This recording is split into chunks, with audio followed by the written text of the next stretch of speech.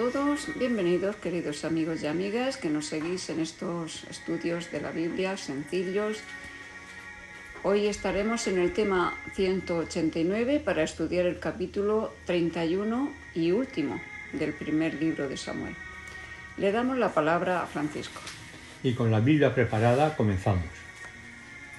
El capítulo 30, estudiado ayer, fue un paréntesis en la lucha que se iba a realizar entre los israelitas y los filisteos, que recordaréis que David se libró de tomar una dramática decisión para no ir a matar a sus hermanos israelitas. Se libró porque los príncipes filisteos no se fiaban de David, y le dijeron al rey Aquís que despidiera a David, que no lo querían en el campo de batalla. Claro está, todo preparado por el Señor.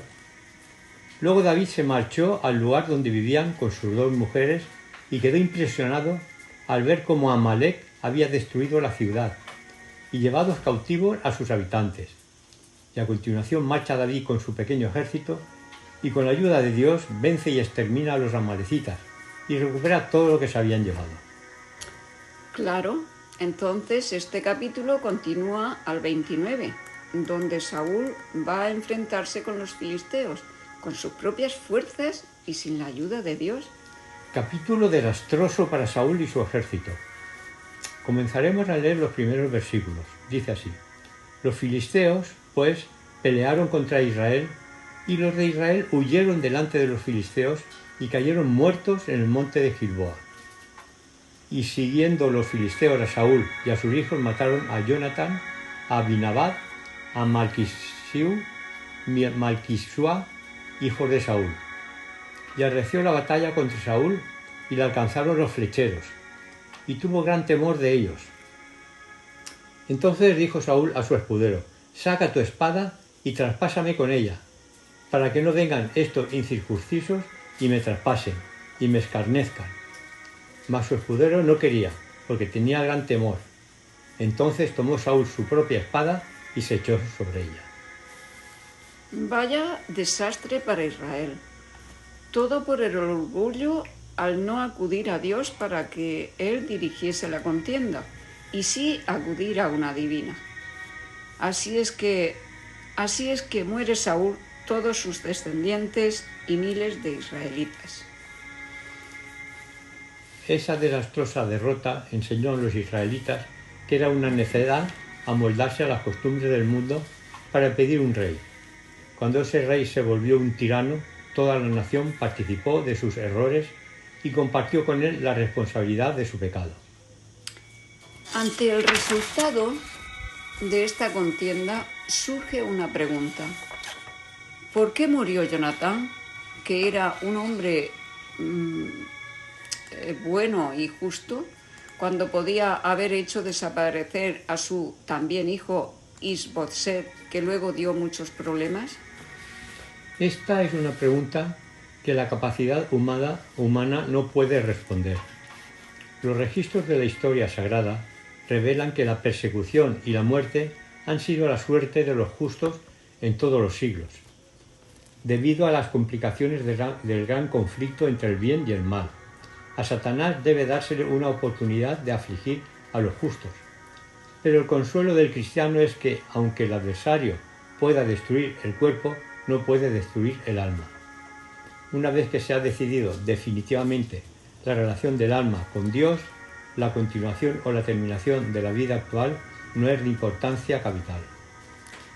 Me llama la atención de que Saúl prefiriese morir antes de caer prisionero de los filisteos. Pienso que el motivo fue que Saúl temía que los filisteos le hiciesen como hicieron con Sansón, que lo utilizaron para su diversión. Es cierto, pero Saúl, cuando envió a David contra los filisteos, no pensó que a él también podría haberle pasado. Muy egoísta era este Saúl.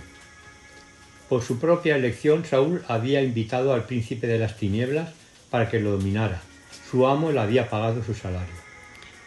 Leeremos los versículos 8 y 9, donde veremos el comportamiento de los filisteos. Dicen así: Aconteció al siguiente día que, viniendo los filisteos a despojar a los muertos, hallaron a Saúl y a sus 3 hijos tendidos en el monte de Gilboa. Y le cortaron la cabeza y le despojaron de las armas y enviaron mensajeros por toda la tierra de los filisteos para que llevaran las buenas nuevas al templo de sus ídolos y al pueblo. La decapitación concordaba con las costumbres de la época y quizás también fue una venganza por la forma en que Israel había tratado a Goliat. Vamos a leer los 3 últimos versículos de este capítulo 31, en los cuales se demuestra que Israel tenía respeto por el rey que Dios les envió.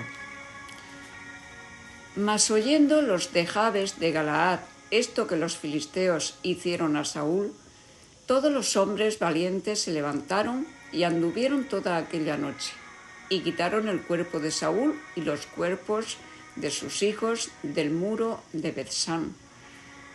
Y viniendo a Jabes, los quemaron allí, y tomando sus huesos los sepultaron debajo de un árbol en Jabes, y ayunaron 7 días. Si hemos de destacar algo de este primer libro de Samuel, son los continuos enfrentamientos con los filisteos, los cuales no terminaron con el episodio que hemos podido estudiar, y que por ahora habían quedado como triunfadores los filisteos, debido a la mala dirección de Saúl, desde el momento en que, debido a su orgullo, se apartó de Dios y quiso ir a la guerra por su cuenta. Bueno, un estudio del mal reinado de Saúl muestra que, así como había sido útil el gobierno de Samuel, el de Saúl fue todo lo contrario. Ni la vida ni la propiedad estuvieron seguras durante su reinado. Hubo agresiones provenientes del extranjero y no se fortalecieron las relaciones internacionales.